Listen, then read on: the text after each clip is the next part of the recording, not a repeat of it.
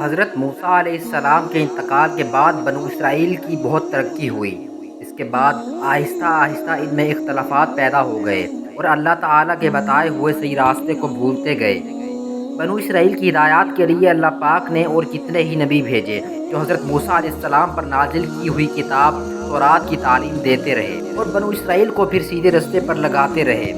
حضرت ایوب علیہ السلام بھی انہی پیغمبروں میں سے ایک ہیں جو بنی اسرائیل کو تورات کی تعلیم دینے کے لیے تشریف لائے تھے۔ حضرت ایوب علیہ السلام اللہ تعالیٰ کے بڑے صابر پیغمبر گزرے ہیں۔ آپ کا ذکر بھی کئی جگہ قرآن مجید میں ملتا ہے۔ آپ بڑے ہی مالدار خوشحال تھے اور آپ کی بہت سی اولاد تھی۔ آپ اللہ تعالیٰ کی ان نعمتوں پر ہر وقت شکر ادا کرتے تھے۔ ہر طرف خوشی ہی خوشی تھی۔ رنج و غم، فکر، اندیشے کا کہیں دور دور تک نام و نشان نہیں تھا۔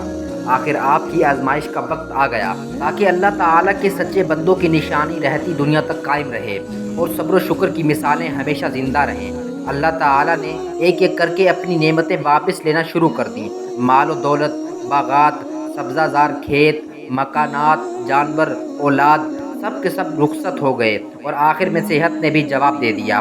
بدن میں کیڑے پڑ گئے، سارا بدن پھٹ گیا، مگر آپ ان سب مصیبتوں پر بھی اللہ تعالیٰ کا شکر ہی ادا کرتے رہے۔ اللہ تعالیٰ ہی کی یاد میں لگے رہتے، شکوہ شکایت تک نہ کرتے، نہ شکری کا ذکر ہی نہ کیا۔ صبر کی بھی ایک حد ہوتی ہے۔ جب اس کا پیمانہ لبریز ہو گیا تو انہوں نے اپنے رب کو پکارا اور فریاد کی، مجھے شیطان نے رنج اور تکلیف پہنچا رکھی ہے، تو میرے حال پر رحم کر، تو ہی سب سے زیادہ رحم کرنے والا ہے۔ آخر اللہ تعالیٰ کو ان کے حال پر رحم آیا۔ اس نے حکم دیا کہ تم اپنے پاؤں سے زمین پر ٹھوکر مارو۔ ٹھوکر ماری تو ایک چشمہ نکلا۔ اس پر اللہ تعالیٰ نے فرمایا کہ تمہارے نہانے اور پینے کے لیے ٹھنڈا پانی موجود ہے۔ جب وہ اس پانی سے نہائے اور اس کو پیا تو ان کی تمام بیماریاں دور ہو گئیں، اور اس کے ساتھ ہی اللہ نے یہ بھی احسان کیا کہ ان کو پھر نعمتیں اور برکتیں بھی دیں اور بیوی بچے بھی عنایت کیے۔ بے شک حضرت ایوب علیہ السلام بڑے صبر کرنے والے تھے، کیا ہی اچھے بندے تھے جو ہر بات میں اللہ ہی کی طرف دوڑتے تھے۔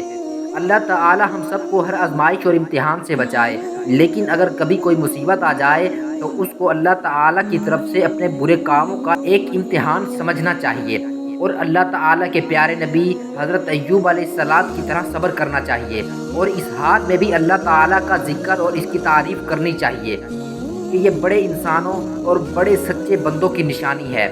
اللہ پاک ہم سب کو صبر و ثبات اور ہر حال میں اپنے مالک حقیقی کی تعریف کرتے رہنے کی توفیق عطا فرمائے۔